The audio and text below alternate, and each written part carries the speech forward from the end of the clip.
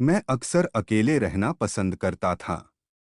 मुझे ज्यादा भीड़भाड़ वाली जगह पसंद नहीं थी और ना ही मेरे ज्यादा दोस्त थे। दोस्त थे भी तो जॉब में स्टाफ मेंबर में।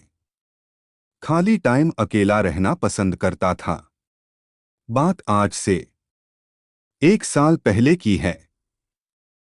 तब मैं 26 साल का था। मेरे मम्मी पापा चाहते थे कि मैं शादी कर लूं, जबकि मैं शादी करना नहीं चाहता था।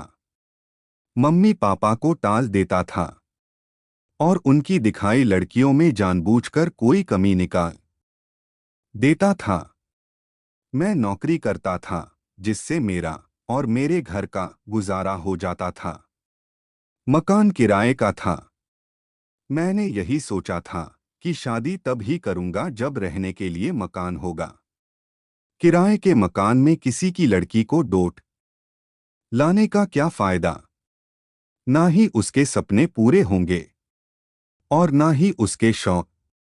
मेरा सारा ध्यान नौकरी पर था ताकि मेरी पोस्ट बढ़े और मेरी सैलरी बढ़े और मैं पैसे जोड़ सकूं। बहुत सारी लड़कियां नौकरी के दौरान मिलती थी, उनको कभी बुरी नजर से नहीं देखा। न कोई मन में भाव लाया। मेरे बात करने का ढंग और मेरा सहज स्वभाव हर किसी को आकर्षित करता था।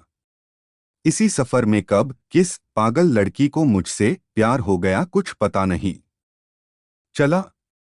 मैं उसे पागल क्यों कह रहा हूं, आगे चलकर आपको भी पता चल जाएगा। हुआ क्या, बताता हूं। एक दिन मेरे फोन में एक व्हाट्सएप मैसेज आया जो किसी लड़की का था और लिखा था कि मैं आपसे बहुत इम्प्रेस हूं और आपसे प्यार हो गया है। मैं नहीं जानती कि मैं गलत हूं या सही, मगर जो एहसास मुझे आपसे मिलने में होता है वो कभी नहीं मिलता। मैं आपसे पर्सनली मिलना चाहती हूं। ये पढ़कर मैं एक पल के लिए आश्चर्यचकित हो गया। फिर मुझे हंसी भी आई और मैंने सोचा कोई लड़का बेवकूफ बना रहा है। अक्सर मेरे साथ ऐसा होता था बचपन में। मेरे दोस्त मुझे कई बार नए नंबर से पागल बनाते थे। फिर मैंने स्माइल फेस सेंड किया और इग्नोर कर दिया और ड्यूटी चला गया। अब मुझे नहीं पता चला वो कौन थी, ना मैंने जानने की कोशिश की। मगर शाम को उसके फिर मैसेज आए, उसमें उसने मिलने की फरमाइश की और मुझे मेरी कुछ तस्वीर साझा की जिसमें मैं किसी ऑफिस में अपने प्रोडक्ट के गुण किसी कस्टमर को बता रहा था। मैं हैरान हो गया। मैंने कहा, इसके पास मेरी तस्वीर कहाँ से आ गई। फिर मैंने उसे उसके बारे में पूछा और कहा अपनी एक तस्वीर साझा करो। उसने मना करते हुए कहा कि आपको सरप्राइज देना है, इसलिए मिलेंगे, और एक एड्रेस भेजा। मैंने अगले दिन सुबह के इंतजार में सो नहीं पाया। बहुत कुछ सोचा था उसे सुनाने के लिए, उसे डांटने के लिए और उससे हमेशा के लिए आजाद होने के लिए बहुत सारे डायलॉग सोचे थे।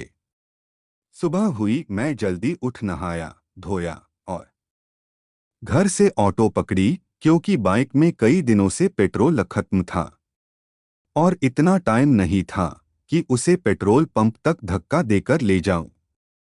इतवार को ले जाने की सोची थी। मैं ऑटो से बताए गए पते पर पहुंच गया, जो कि एक सड़क का किनारा था। मैंने सोचा अच्छा किया इधर बुलाया, रेस्टोरेंट वगैरह में तो खर्चा बहुत हो जाता है। मैं उसका इंतजार कर रहा था। मुझे देर भी हो रही थी, ड्यूटी भी जाना था। बहुत लोग आए और गए, वो नहीं आई। जो भी लड़की वहां से अकेले गुजरती मुझे लगता शायद ये होगी। कई बार तो अकेले गुजर रहे लड़के पर भी शक होता। कहीं ये तो नहीं मेरी उम्मीदें समाप्ति की तरफ थी।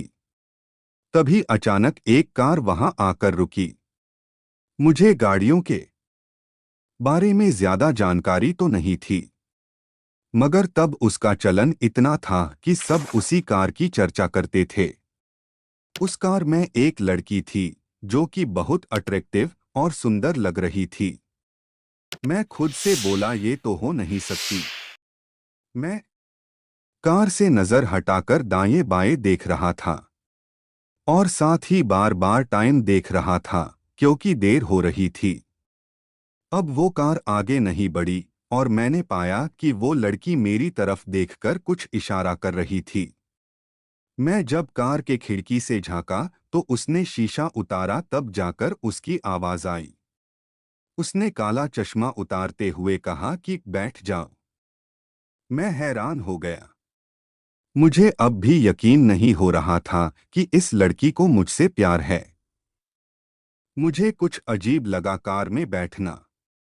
मैंने उसको कहा कि जो भी बात करनी है गाड़ी से उतरकर कीजिए और मुझे देर हो रही है, जल्दी कीजिए। उसने भी अनुरोध करते हुए कहा, 2 मिनट बैठ जाओ प्लीज। उसके चेहरे की मासूमियत और आवाज में कोई छल नहीं लगा और मैं बैठ गया। उसने अपना इंट्रोडक्शन देते हुए कहा कि मेरा नाम दिव्या है। मैंने उसको कहा, नाम तो ठीक है, पर मुझे परेशान करने की वजह बताइए। वो बोली, चलिए कहीं पर कॉफी पीते पीते बात करते हैं। मैं मना करते हुए बोला, मेरे पास वक्त बहुत कम है, आधे घंटे में मैंने ड्यूटी जाना है। सिर्फ ये बताओ क्यों बुलाया मुझे यहाँ। वो बोली, मुझे आप बहुत अच्छे लगते हो और मैं आपसे दोस्ती करना चाहती हूँ और मैं चाहती थी आप भी मुझे देखें और पसंद करे। पसंद करे, ये क्या मतलब हुआ कि पसंद करे? मैं ना तुम्हें जानता हूँ न मुझे तुम। ऐसे में पसंद नापसंद दोस्ती प्यार कुछ नहीं हो सकता, मैंने कहा। उसने जवाब दिया कि मैं क्या कर सकती हूँ। जितनी बार आपसे मिली उतनी बार एक अलग एहसास, एक आकर्षण महसूस हुआ मुझे। मैं नहीं जानती ये क्या है, मगर अभी आप साथ में हो बहुत अच्छा लग रहा है मुझे। इतना कहकर वो कार स्टार्ट करती है। मैं बोला, कहाँ जा रहे हो? वो बोली, आपको आपके ऑफिस तक छोड़ देती हूँ। मैंने भी मना नहीं किया क्योंकि ऑटो से बेटर था कार में। ऊपर से उसकी वजह से मुझे देर हो रही थी। वो कार चलाते हुए बोली, मैं बस इतना कहना चाहती थी और आपसे मिलना चाहती थी। बाकी आपकी मर्जी, आपको पूरा हक है सोचने का। मैं बोला, देखो मैं एक गरीब लड़का हूं और तुम बहुत अमीर हो। मुझे भी अच्छा लग रहा है कार में घूमना, वो भी उसके साथ जो मुझसे प्रेम का दावा कर रही है। मगर न मेरे पास कार है, न कभी कार चलाई। जिंदगी में ऑटो में धक्के खाता हूं, किराए के कमरे में रहता हूं। आपकी मेरी जोड़ी बिल्कुल नहीं मेल खाएगी। अपने दिमाग से ये ख्याल निकाल दो कि हम आगे जाकर कोई रिश्ता बनाए। वो बोली, अमीर गरीब का दोहा मत सुनाओ मुझे। मैं अपने माँ पापा की इकलौती जिद्दी बेटी हूँ और चाहती तो अपनी अमीरी पर घमंड करती, क्योंकि चंडीगढ़ शहर में हमारा पुरखों का बंगला है जिसकी कीमत 2 करोड़ है। वो भी मेरे दादा का जोड़ा हुआ। पापा उनके बिजनेस को आगे बढ़ाते हैं। सबकी पर्सनल अपनी गाड़ी है, पापा के पास 2 है। दादाजी तो पुरानी चलाते हैं, अपनी मम्मी की भी है और मैंने भी इसी साल खरीदा। मुझे उस पर यकीन करना थोड़ा मुश्किल लगा।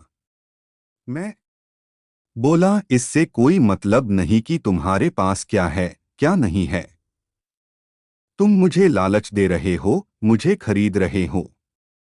तभी उसने अचानक ब्रेक लगाया। मैंने पाया मेरा ऑफिस आ गया था।